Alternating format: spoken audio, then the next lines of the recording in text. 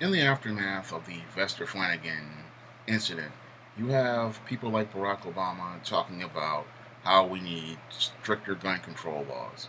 Well, gun control laws had nothing to do with this whole Vester Flanagan situation. This whole Vester Flanagan situation had to do with mental health and people intervening on a mental health level. This was a mental health issue. It had nothing to do with gun control. And what I see with a lot of liberals is that they're trying to turn it into a gun control issue when this man got his gun legally. He went through all the channels, he passed all the background checks, and he got his gun legitimately. So there was nothing to do with the gun control law in this situation. What this situation really was about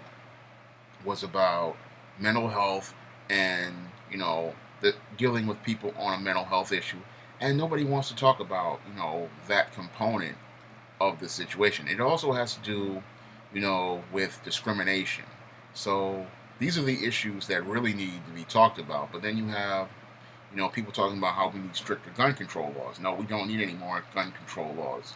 What we need are you know people to learn how to treat other people, and we need people to understand how to identify people with mental health issues. Those are the two issues we really need to deal with, because the component where this where people treating each other right, that's a big part of this, because this man felt he was mistreated, he felt he was slighted, he felt that he had no recourse, and that's why he acted out in the way he acted out. And then the mental health component, because he was having mental health issues, that's what also caused him to act out. So nobody wants to talk about these issues, but they want to talk about gun control. The guns have nothing to do with this. We have to look at the state of this person, regarding his situation before we start talking about gun control. This had nothing to do with guns. This guy probably would have acted out in the same way if he had a knife or any or other sort of weapon. I mean, when you're dealing with a mentally ill person, they're going to use whatever they can find. So this is something that I want people to understand that we don't need any more stricter gun control laws. Um, Stricter gun control laws did not stop Dylan Roof. They did not stop Elliot Rodger. They did not stop Adam Lanza. All these people got their guns legally through proper channels. So we don't need any more gun control laws.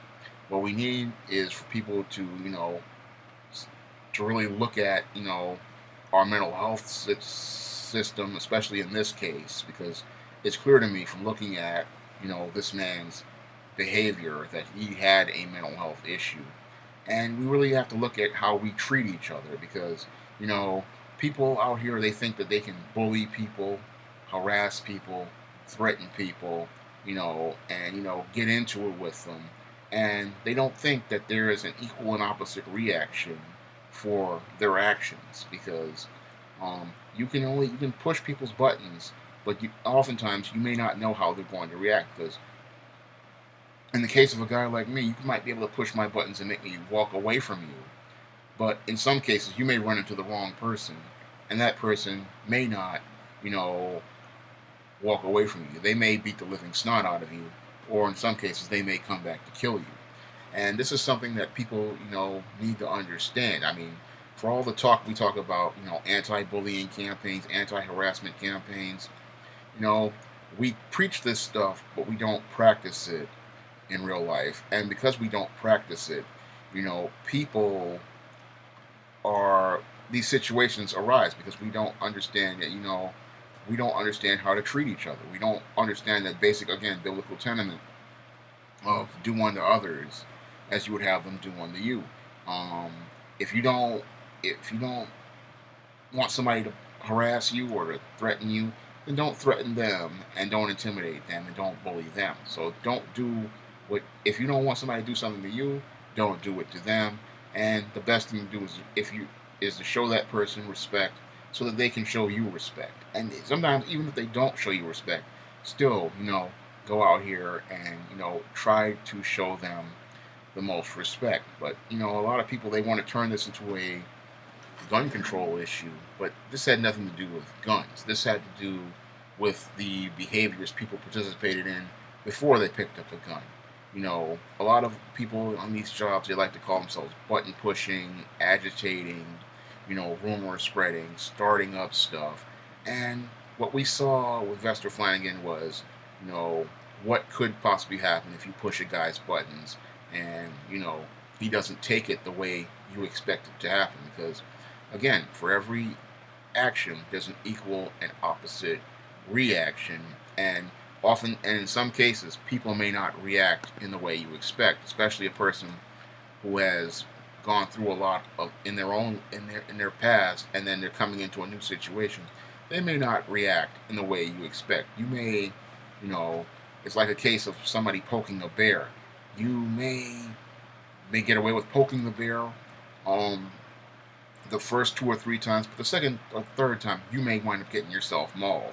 And this is one of the lessons that is going over the heads of a lot of people because they're so caught up in the race and the racism that is part of this, that they're not looking at the other factors in the situation, and they're not looking at you know what really led to this situation deteriorating, and that is people just not treating other people with respect.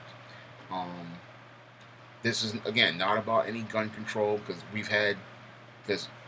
all these people got his gun legitimately, as Adam Lanza got his guns legitimately through his mother, as Elliot Rodger got his guns legitimately, and I can even go as far as all these people got their guns legally, and there were laws on the books, because the whole thing with mental health that I've learned is that a person has to be diagnosed by a licensed psychiatrist in order for somebody to be deemed mentally ill. So this guy was never deemed mentally ill, so no gun control law can stop that. No gun control, anything could have stopped this. This guy was going to get his gun legally, the same way Dylan Roof got his gun legally. So there was no way anybody could have stopped this on any level. Now, the easiest way I believe that could have stopped all of that violence was people treating this man with a little bit of respect. That might have, mitigated this, or maybe even avoided the whole situation. But again, none of this had anything to do with gun control laws. This had to do with people, and it goes back to that old statement, guns don't kill people, people kill people. And I go on to say, people kill other people, in certain situations because of reasons that they believe that they're justified to do so. And that's because they believe that they have been slighted or mistreated. And this is what I saw in this case. And this is a case of, people mistreating people. And this is again, has nothing to do with any gun control laws. This was about the way people are towards each other. And in America, we really need to start taking a look at how we treat each other, regardless of race, in this country, because the way we treat each other, I look at it these days, is completely egregious. And we are not, applying that principle of do unto others as we do unto you. And we're not following the biblical tenets that many people, go to church and preach about, about loving your neighbor as loving yourself. I'm not seeing that, being applied. I'm seeing it preached, but I'm not seeing it being applied. Because if people applied, these biblical tenets to their life, then maybe we could prevent, some of these violent incidents from transpiring.